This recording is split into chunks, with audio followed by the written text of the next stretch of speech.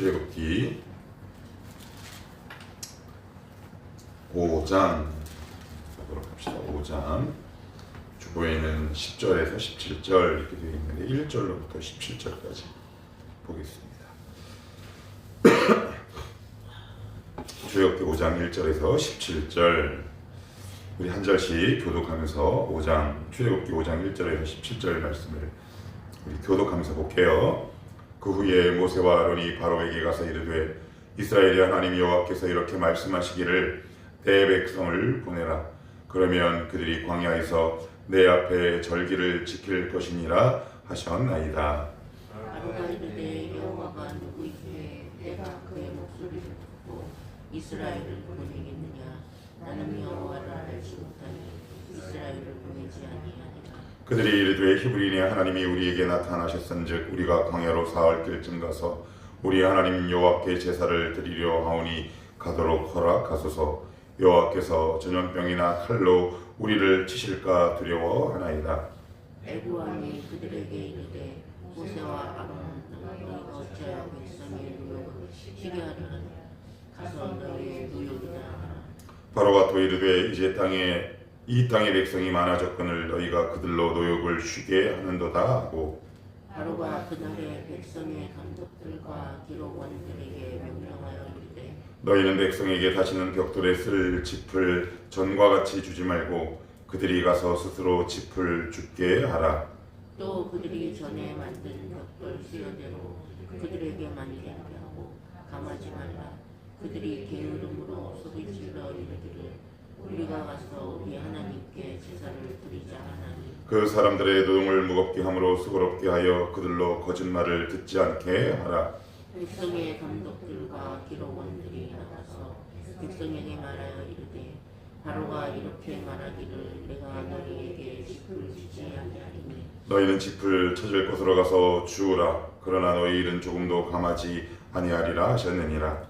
백성이 애굽 온 땅에 흩어져 곡초 굴터기를 거두어다가 짚을 대신하니 감독들이 그들을 독촉하여 이르되 너희는 짚이 있을 때와 같이 그날의 일을 그날에 마치라 하며 바로의 감독들이 자기들이 세운 바 이스라엘 자손의 기록원들을 이르되 너희가 어찌하여 어제와 오늘에 만드는 벽돌의 수요를 전과 같이 지우지 아니하였느냐 하니라. 이스라엘 자손의 기록원들이 가서 바로에게 호소하여 이르되 왕은 어찌하여 당신의 종들에게 이같이 하시나이까. 당신의 종들에게 집을 주지 아니하고 그들이 우리에게 벽돌을 만들라 하나이다. 당신의 종들이 물을 맞사오니 이는 당신의 백성의 죄니이다. 같이요. 바로가 이르되 너희가 게으르다. 그러므로 너희가 이르기를 우리가 가서 여호와께 제사를 드리자 하는도다. 아멘. 오늘 본문은 드디어 모세가 바로 앞에 첫 번째 서는 날입니다. 그런데 하나님은 출애굽기 4장 후반부에 모세에게 이미 말씀을 해주셨어요. 무슨 말씀이요? 우리 주일에 예문으로 살펴봤죠? 우리 21절에 보시면 이렇게 적혀 있습니다. 4장 21절에 보시면 여호와께서 모세에게 이르시되 내가 애굽으로 돌아가거든 내가 내 손에 준 이적을 바로 앞에서 다 행하라. 그러나 내가 그의 마음을 완악하게 한즉 그가 백성을 보내주지 아니하리니. 그래요. 분명히 하나님이 말씀하셨어요. 내가 너를 보낼 거야. 내가 너를 통해서 이적을 행할 건데 그러나 한 가지는 기억해. 아마 바로가 보내지 않을 거야. 이게 되게 청천벽력이에요.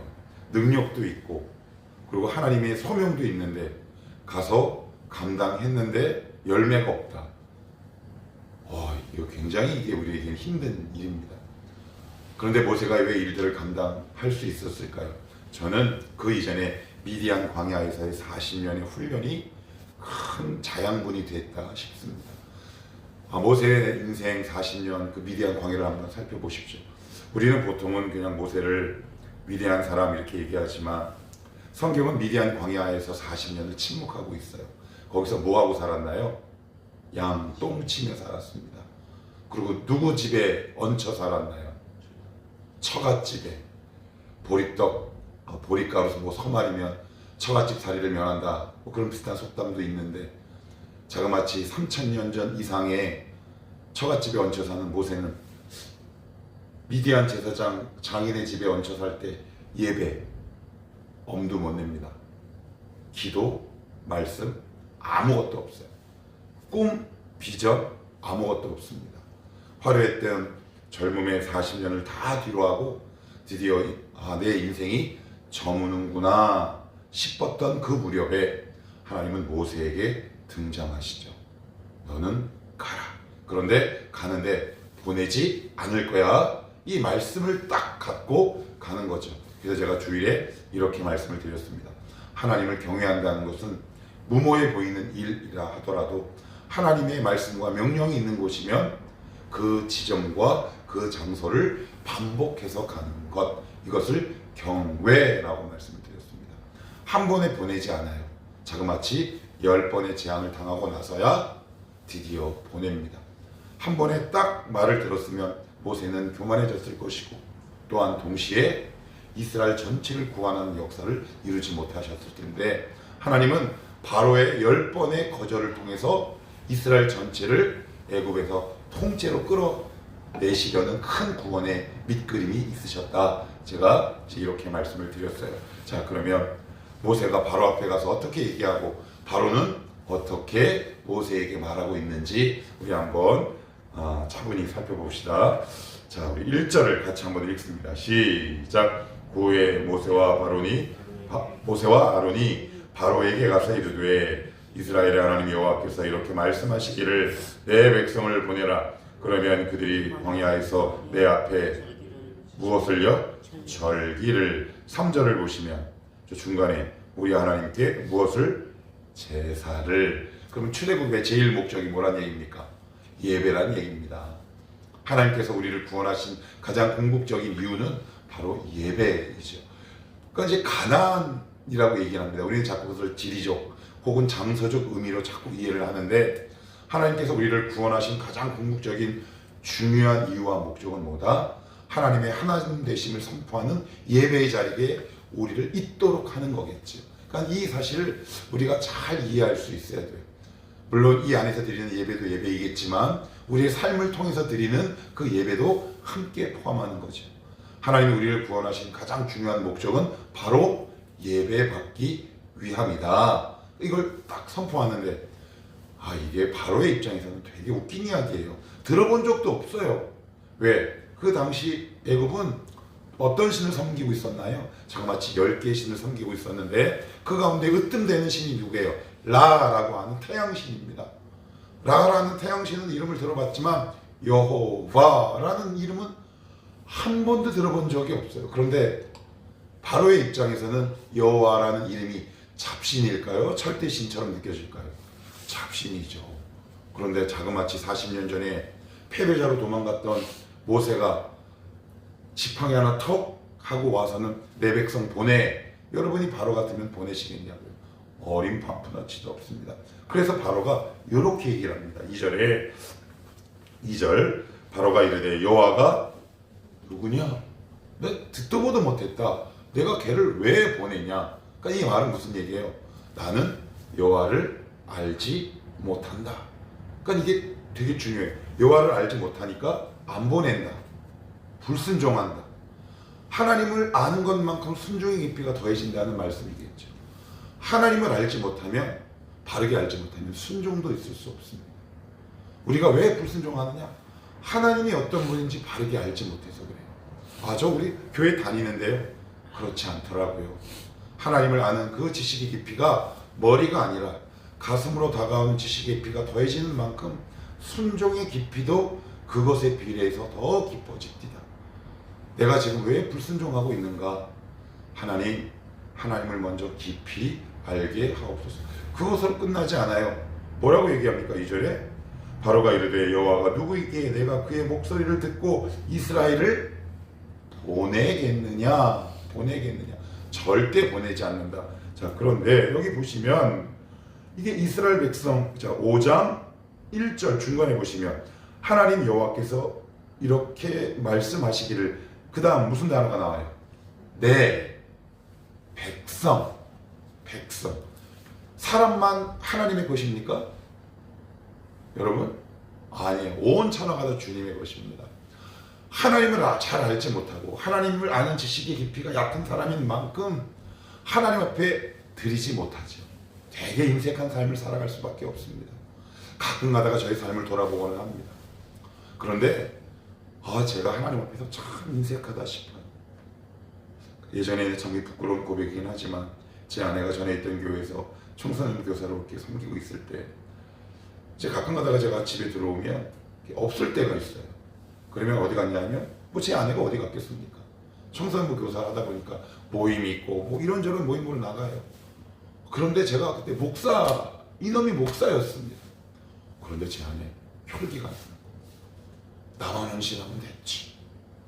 그때 제가 뭘 알았을까요? 와, 나 하나님 앞에 인색하구나. 내가 이렇게 인색한 놈이구나. 그 밥 한 끼가 뭐라고. 그거 내가 차려 먹을 수도 있는데 그 아이들을 섬기고 그 조화에서 나가서 그 사역을 감당하는데 왜 내가 여기서 혈기를 내야 하나? 나 하나님 앞에 인색한 놈이구나. 나 주님 바르게 알지 못하고 있구나. 그런 생각이 문득 들더라고요. 얼마나 부끄러웠는지 모릅니다. 하나님을 알지 못하면 인색합니다. 하나님을 알지 못하면 불순종합니다. 그건 불순종과 인색함은 오늘 본문에 보면 같이 나오죠. 아니, 하나님 분명히 내 백성이라고 그랬는데 내가 왜 보내? 그 이유가 뭐라고요? 여호와가 누군지 알지 못하고, 그러니 하나님의 백성을 내어줄 리가 만무한 겁니다. 하나님을 아는 지식의 깊이는 곧 순종의 깊이가 더해지는 것이고요, 헌신과 내어드림의 깊이가 더해지는 거예요. 그래서 복음서에 보면 제자를 향해 이렇게 말씀하시죠. 야, 내가 이제 예루살렘으로 입성할 텐데 어느 집에 가면 아마 나귀 새끼가 있을 거야. 그러면 주인이 왜 가져가세요? 라고 물어보거든. 뭐라고요? 그 유명한 말씀. 주가 쓰시겠다 하라. 그러면 아마 내어줄 것이다. 그때 그 집주인이 순순히 내어줍니다. 주인이 직접 와서 하신 말씀도 아니고 꿈에 나타나서 짠하고 명령하신 것도 아닌데 제3자를 통해 주신 그 말씀을 듣고 주님께 순순히 내어드리죠. 아마 그 사람은 주님이 누군지 바르게 알고 있었던 것 같습니다. 우리의 신앙을 점검할 때 이 두 가지를 같이 한번 점검하면 좋을 것 같아요. 나는 하나님께 정말 인색한 사람인가? 첫째는 물질에 인색한가? 둘째는 시간을 내어드리며 인색하고 있지는 않은가? 한번 우리 점검해보면 좋을 것 같아요. 그리고 두 번째, 하나님을 아는 깊이만큼 순종의 깊이도 더해진다.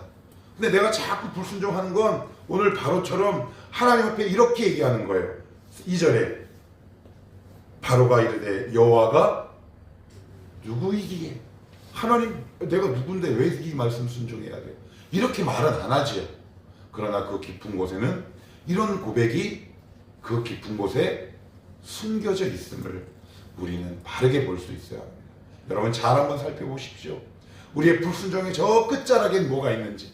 하나님이 뭔데 나보고 이래라 저래라 해 라는 악한 마음의 동기가 우리 마음에 늘 도사리고 있다. 성경은 그렇게 이야기하고 있습니다.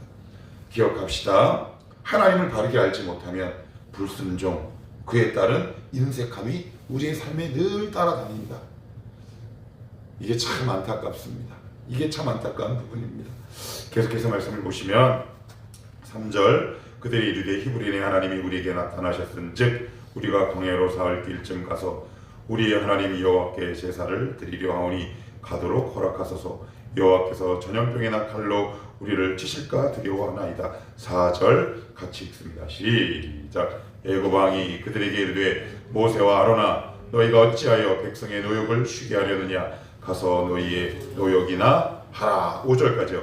바로가 또 이르되 이제 이 땅의 백성이 많아졌거늘 너희가 그들로 노역을 쉬게 하는도다 하고 7절 시작. 너희는 백성에게 다시는 벽돌에 쓸 짚을 전과 같이 주지 말고 그들이 가서 스스로 짚을 줍게 하라. 그러면서 수요는 예전에 찍어냈던 벽돌의 수만큼은 똑같이 찍되 재료는 주지 마라. 그러면 이게 학대인가요 아닌가요?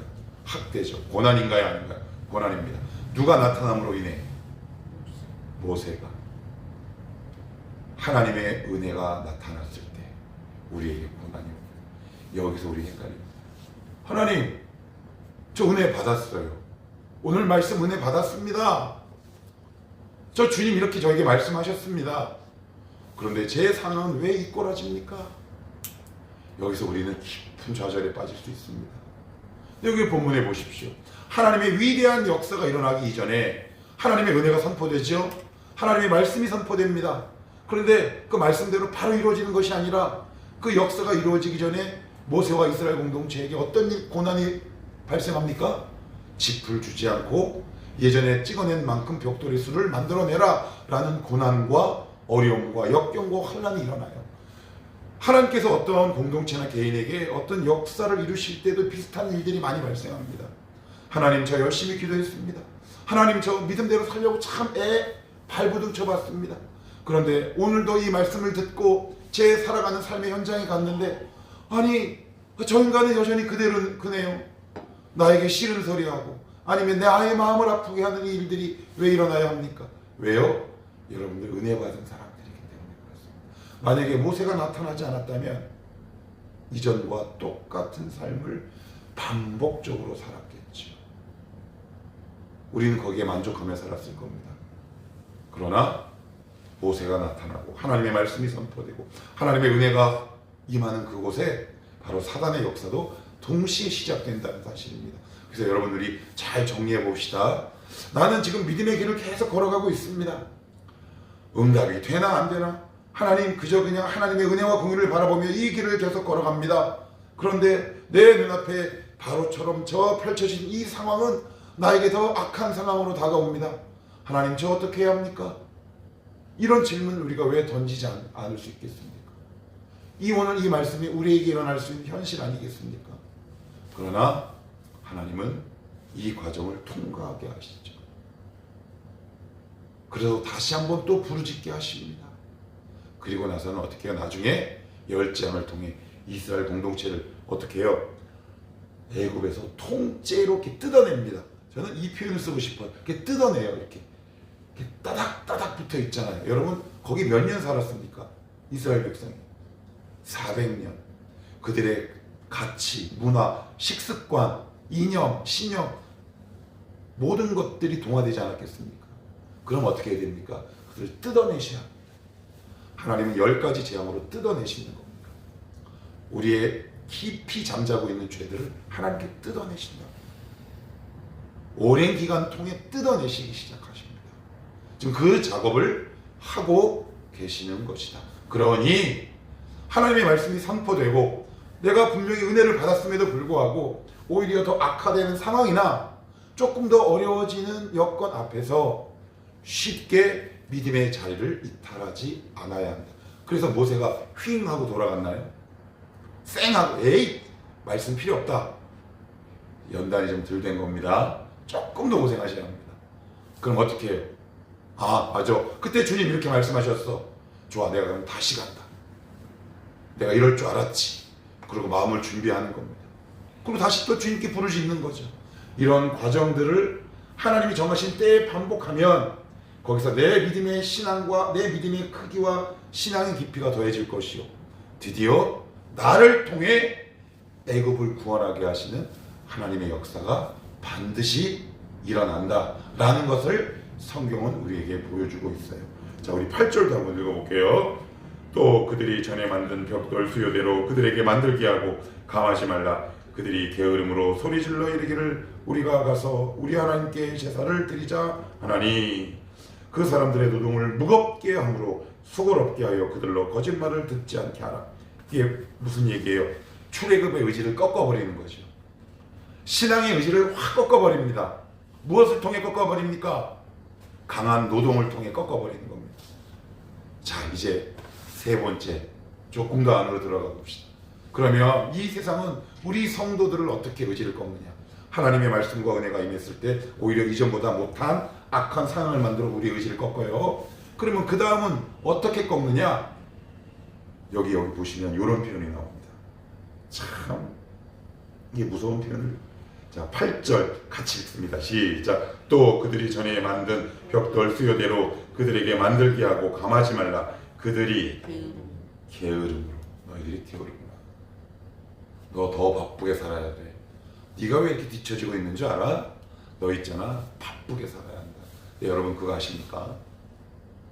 풍삼, 풍빛, 제자훈련, 바나바. 제가 이 4개의 성경 공부와 연구 과정을 통해 항상 반복하는 말이 있습니다. 그건 뭐냐? 포네로스라는 이 말은 바쁘다라는 말인데, 이 단어는 여기서 바로 악하다는 단어가 나옵니다. 하나님 없이 바쁘게 하는 겁니다. 그래서 이 세상은, 여러분 유튜브를 한번 보시겠습니까? 어떻게 하면 시간 관리, 그거 되게 중요합니다. 시간 관리 하지 말라는 얘기가 아닙니다. 우리가 어떻게 하면 더 바쁘게 살아야 하는지를 끊임없이 주입하고 있는 거죠. 너는 지금 이거를 안 해서 네가 이렇게 가난하게 살고 있는 거야. 그러면서 우리를 좀 더 긴급하고 아무 생각 없이 바쁜 삶 속에 우리를 자꾸 집어넣으려고 합니다. 이것이 바로 애굽의 통치 원리입니다. 우리가 몸담고 있는 이 회사의 통치 원리예요. 그들은 짚을 주지 않습니다. 제대로 된 임금을 지불하지 않으려고 해요. 그리고 여러분들을 더 어떻게 하면 효과적으로 부려 먹을까? 이것이 바로 하나님 없는 자가 우리를 다스리고 섬기는 방법 아니겠습니까? 그 안에 우리가 빨려 들어가게 되는 겁니다. 결국 나 바쁘게 살아야 돼. 나 바쁘게 살아야 돼. 청년들의 이야기를 듣고 있으면 안타깝습니다. 물론 그럴 때가 있긴 하죠. 20대, 30대 얼마나 꿈이 많은 시기입니까? 그런데 지혜로운 사람은 어떻게 해요? 거기서 나오는 겁니다. 오늘 설교 제목처럼. 하나님의 시간 안으로 들어오는 거죠. 이 세계에는 2개의 시간이 있습니다. 하나는 어떤 시간? 애굽의 시간. 하나는 어떤 시간? 하나님의 시간. 여러분, 그래서 신약 성경의 에베소에는 이런 말씀이 있습니다. 너희는 세월을 아끼라. 여러분, 그 원어의 뜻은 뭐냐면 구원하다라는 뜻입니다. 여러분, 시간을 어떻게 구원합니까? 여러분, 우리가 시간의 제약 속에 삽니까? 시간을 다스리며 삽니까? 시간의 제약과 한계 속에 살죠. 그런데 왜 사도 바울은 우리가 하지 못할 말을 그 에베소서에서 하고 있냐고요? 하나님께 도움을 구하라는 뜻입니다. 하나님이 시간의 창조주란 말이에요. 너 그러니 바쁘게 도돌이표처럼 막 살아가는 그 삶에 브레이크를 걸어라. 그래서 어떤 학자는 이렇게 얘기합니다. 구원의 완성은 시간을 구원하는 것이다. 와, 저는 그 말이 무슨 의미인지 몰랐어요. 그런데 바쁘게 살아도 보고, 그리고 치열하게 살아도 봐서 내 안에 과연 어떤 열매와 어떤 성과가 있었는지 내가 몸소 경험했을 때 이제는 알겠어요. 시간을 구원한다는 것은 어렵지 않구나. 바쁜 일상 속에서도 하나님과 1:1 만남의 시간을 꾸준히 갖는 것이야말로 내 24시간을 구원하는 첫걸음이구나. 이것을 제가 이제 배우게 되는 겁니다. 그래서 아침마다 기도하는 거예요. 아니면 24시간을 바르게 살아낼 도리가 없습니다. 우리는 그 시간 안에 끊임없이 들어가죠. 거기에 녹아듭니다. 그래서 우리 사주들, 사장들, 그들의 짜놓은 스케줄표에 우리가 내어 맡기게 되는 거죠. 바쁘구나. 바쁘구나. 그래서 하루를 지나보면 우리의 영혼은 녹초가 되어버립니다. 그러니 또 기도할 마음이 없죠. 이런 생활들이 계속 반복돼요. 그래서 제가 존경했던 한 목사님은 저 신대원 때 사경에 오셔서 이렇게 선포하는데, 그게 벌써 20년도 훨씬 더 됐어요. 만약 여러분들이 다니는 회사가 여러분을 하나님을 믿지 못하게 하는 회사라면 이직도 생각하셔야 합니다. 아니, 옮기셔야 합니다. 저 그 말에 공감합니다. 늘 그 생활의 도둑이. 나 먹고 살아야 되는데. 우리 요한계시록 살펴봤습니다.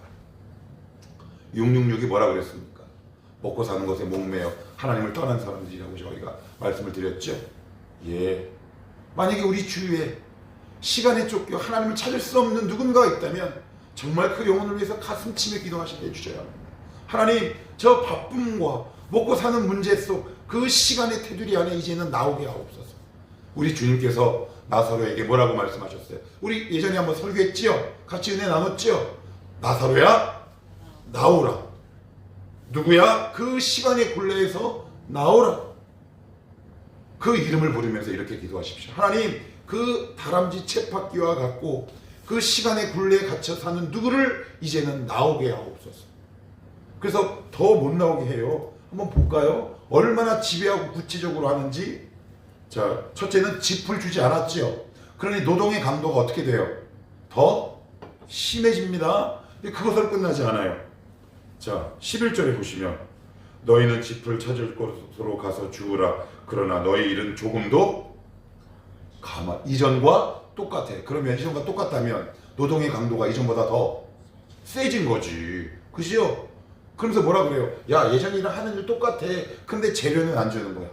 그리고 돈은 더 많이 안 줘. 그러면 그게 노동의 강도가 세진 거지요. 그것으로 끝나지 않습니다.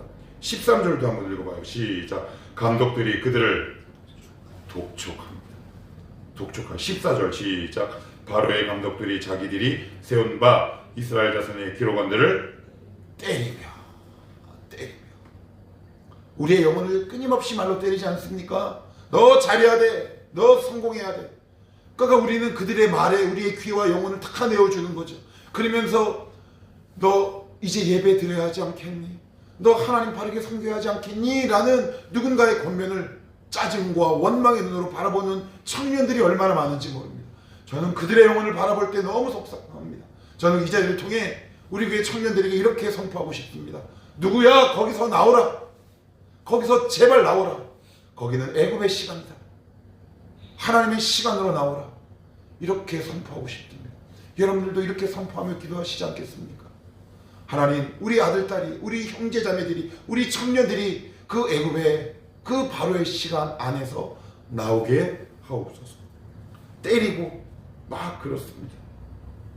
17절 읽고 마칩시다. 시작. 바로가 이르되 너희가 게으르다 그러므로 너희가 이르기를 우리가 가서 여호와께 제사를 드리자 하는도다. 야, 예배할 시간이 어딨냐? 일해야지.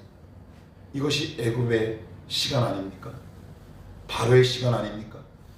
현대 직장인들이 크리스찬들에게 요구하는 거 아닙니까? 한 청년과 상담할 기회가 있었습니다. 근데 지금은 이제 그 청년이 믿음이 많이 좀 올라왔는데 우리 교회 처음 왔을 때만 하더라도 늘 갈등이 있었어요. 어떤 갈등인 줄 아십니까? 아, 내가 이렇게 살아도 되나? 더 배워야 하는데.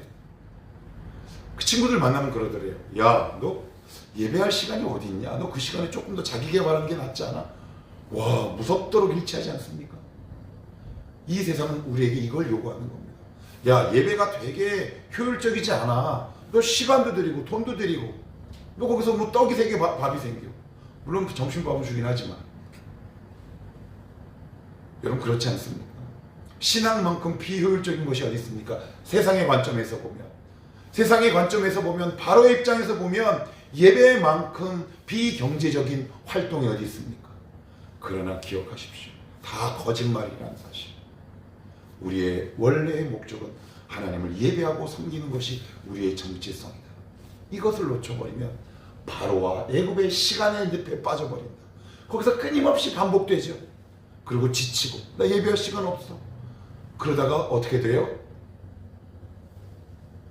제가 제일 속상한 게 뭔지 아십니까? 한 번은 제가 권사님들이랑 어떤 신방을 맡게 갔는데 아우 목사님 젊었을 땐 돈 버느라고 다 신앙생활 못